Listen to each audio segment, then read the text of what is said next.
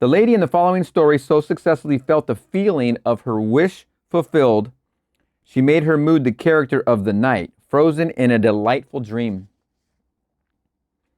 Most of us read and love fairy stories, but we all know the stories of improbable riches and good fortune are for the delight of the very young.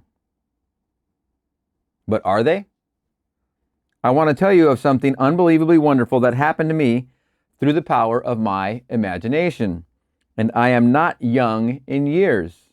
We live in an age which believes in neither fable nor magic, and yet everything I could possibly want in my wildest daydreams was given to me by my simple use of what you teach, that imagining creates reality, and that feeling is the secret of imagining. All said right there in a very short space of words. All of it said right there. At the time this wonderful thing happened to me, I was out of a job and had no family to fall back upon for support. I needed just about everything. To find a decent job, I needed a car to look for it, and though I had a car, it was so worn out it was ready to fall apart. I was behind in my rent. I had no proper clothes to seek a job, and today it's no fun for a woman of 55 to apply for a job of any kind. My bank account was almost depleted, and there was no friend to whom I could turn. Sounds like somebody's in a pickle. Oh, let's laugh with her. But I had been attending your lectures for almost a year. Okay, a year. I get it. You just discovered Neville. You want this. How sooner before yesterday can I already manifest what I'm already after, because I have a desire and I have it right now. I don't have it in a year. I have it 3 days before yesterday. How soon can I make this happen? Anybody got an answer for me?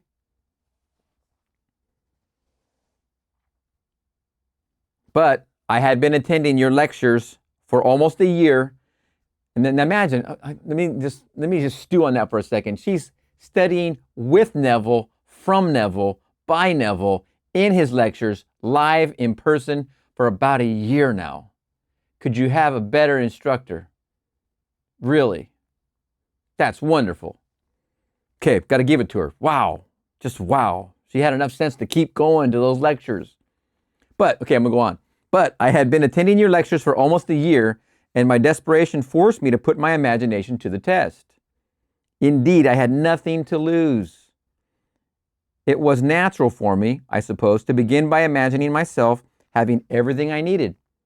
But I needed so many things and in such short order that I found myself exhausted when I finally got through the list. And by that time, I was so nervous, I couldn't sleep. One lecture night, I heard you tell of an artist who captured the feeling, or word, as you called it, of, isn't it wonderful, in his personal experience. I began to apply this idea to my case. Instead of thinking of and imagining every article I needed, I tried to capture the feeling that something wonderful was happening to me. Not tomorrow, not next week, but right now. I would say over and over to myself as I fell asleep, isn't it wonderful? Something marvelous is happening to me now. And as I fell asleep, I would feel the way I would expect to feel under such circumstances. I repeated that imaginary action and feeling for 2 months, night after night.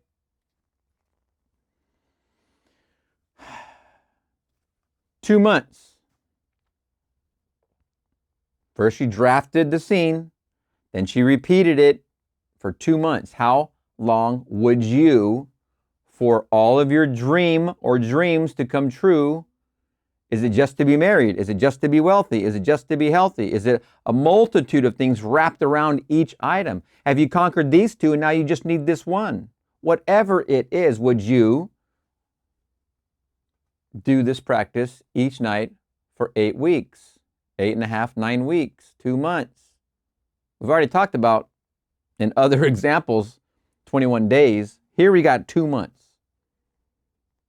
This person, You see, everybody is unique. Everybody is dealing with their own, we used to call it head trash. In a training I attended, it was a sales training, we called it head trash. Everybody has their own head trash. It's unique. You just throw it out.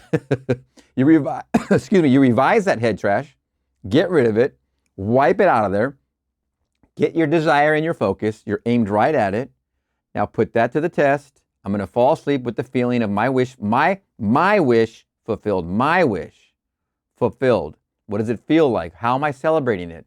What is this way I feel? Would you be willing to do that for 3 weeks? That's 21 days. Or how about in this case, 2 months? Would you do it for 3 months? If you knew at the other end, you would be happily married, in love, walking down the aisle, pregnant, for crying out loud. Not showing yet, but you know. You're single, not married, not in love.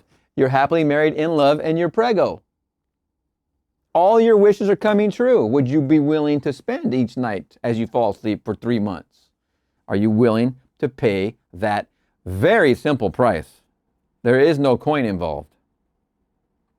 I repeated that imaginary action and feeling for 2 months, night after night, and one day in early October, I met a casual friend I hadn't seen for months, who informed me he was about to leave on a trip to New York.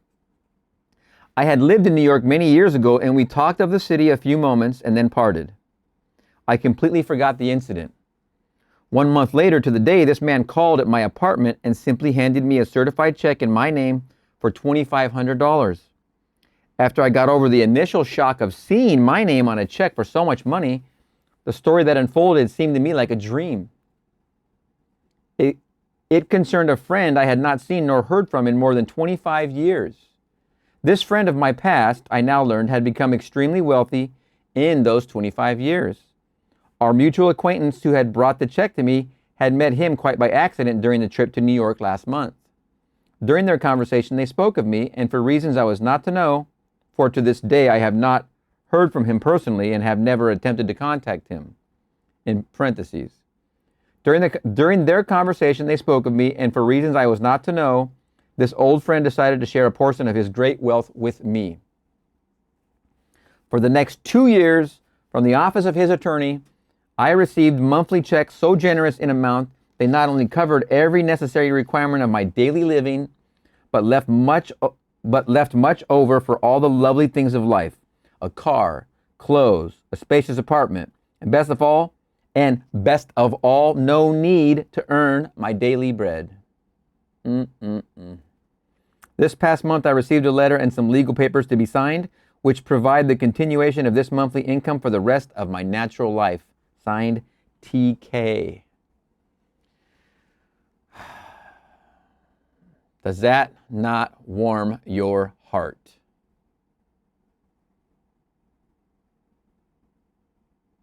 It's as if you are playing the role in your dream, and it's necessary for you to accomplish this seemingly impossible task.